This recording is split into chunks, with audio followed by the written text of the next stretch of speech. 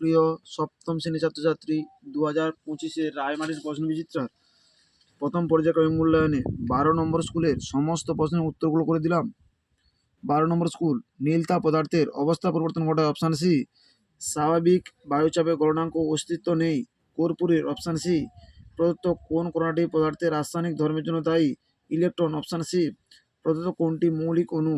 Cl2 chlorine option D. মোলের সবচেয়ে কম যোজ্যতা হলো 1 হতে পারে। পদার্থের অবস্থার পরিবর্তনের সময় পদার্থের উষ্ণতা অপরিবর্তিত থাকে। জলের বাষ্পীভবন নীলতাপ 537 ক্যালোরি পার গ্রাম। 3 দাগে বরফ গঠনের নীলতাপ 80 ক্যালোরি পার গ্রাম। ফারেনহাইট স্কেলের নিম্ন স্থিরাঙ্কের মান হলো 32 ডিগ্রি ফারেনহাইট। জিঙ্কের সংকেত হলো Z10। 4 দাগে কোনো উষ্ণতা ফারেনহাইট স্কেলে 800 ডিগ্রি F হলে সেলসিয়াস স্কেলে কত হবে? খাতায় করে দিলাম, তোমরা দেখো। C/5 সমান F-32/9। C/5 সমান F এর জায়গায় 68 - 32, 68 32 বাদ দিলে হবে 36/9। C/5 সমান 36/9, 9 4 36। C/5 সমান 4/1, কোনাকানি গুণ করলে হবে C সমান 5 4 20। সেলসিয়াস স্কেলে তাপমাত্রা হবে 20 ডিগ্রি। প্রত্যক্ষ সংযোগ বিক্রিয়া কাকে বলে? উদাহরণ দাও। 183 নম্বর পৃষ্ঠায় 7 দাগের প্রশ্নের উত্তরটি তোমরা দেখো। প্রত্যক্ষ সংযোগ বিক্রিয়া 183 নম্বর পৃষ্ঠা 7 দাগের প্রশ্নের উত্তরটি তোমাদের লিখতে হবে।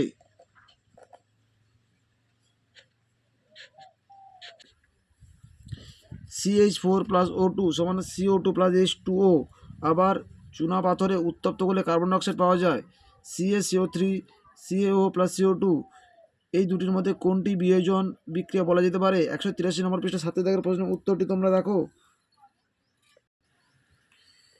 বিয়োজন বিক্রিয়া CaCO3 সমান CaO + CO2, এই বিক্রিয়াটাকে বলা হয় বিয়োজন বিক্রিয়া। তোমরা 183 নম্বর পৃষ্ঠা 7 দাগে দেখতে 7 নম্বর প্রশ্নের উত্তরটি তোমরা দেখতে পারো। হাতে স্পিরিট ঢালে খুব ওই জায়গায় ঠান্ডা অনুভূত হয় কেন? 21 নম্বর পৃষ্ঠা 9 দাগে 1 পাটের প্রশ্নের উত্তরটি তোমরা দেখো। এই প্রশ্নের উত্তরটি আগের স্কুলে দেখানো আছে, তোমরা একটু দেখে নিও। সমতা সমীকরণের দুটি সমতা বিধান করো। 190 নম্বর পৃষ্ঠায় রয়েছে, তোমরা একটু দেখো।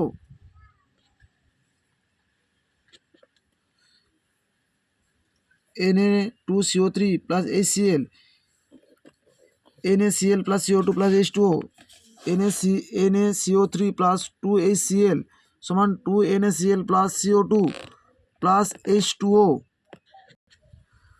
আর 10 দাগের বিক্রিয়াটি CuNO3 CuO + NO2 + O2, CuNO3 সমান 2CuO + 4NO2 + O2।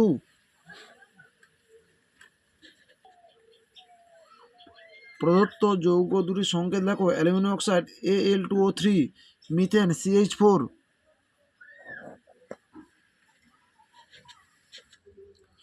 Life science, চুলে যে প্রোটিন থাকে তা হলো কেরাটিন অপশান বি। প্রোটিন বাঁচুয়া খাদ্য বলা হয় শ্বেতসারকে অপশান এ। কোন খনিজ মৌলের অভাবে রক্তে শর্করার পরিমাণ বেড়ে যায়? জিঙ্কের অভাবে অপশান বি। 2 দাগে হাত পা বেঁকে যায় ভিটামিন ডি এর অভাবে। সবুজ উদ্ভিদের সালোক সংশ্লেষের উৎপন্ন অক্সিজেন উৎস হলো জল। হলুদ মিষ্টি ও সস্তা বিরিয়ানিতে কোন রং থাকে? মেটানিন ইয়েলো।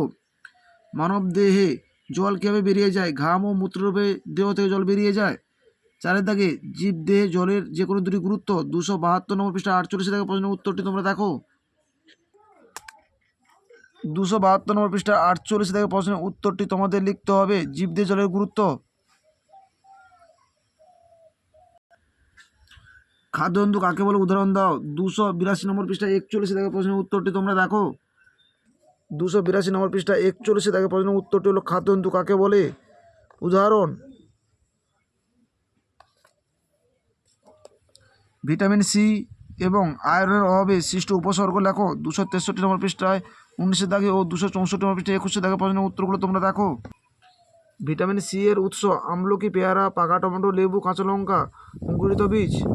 আর অভাবজনিত রোগ বা স্কার্বি রোগ হয়, মাড়ি থেকে রক্ত পড়ে, দাঁত পড়ে যায়, স্বাভাবিক রোগ প্রতিরোধ ক্ষমতা কমে যায়, রক্ত অল্পতা ও শারীরিক দুর্বলতা দেখা যায়। আয়রনের উৎস ও অভাবজনিত রোগ, এই পয়েন্টগুলো তোমরা উল্লেখ করবে।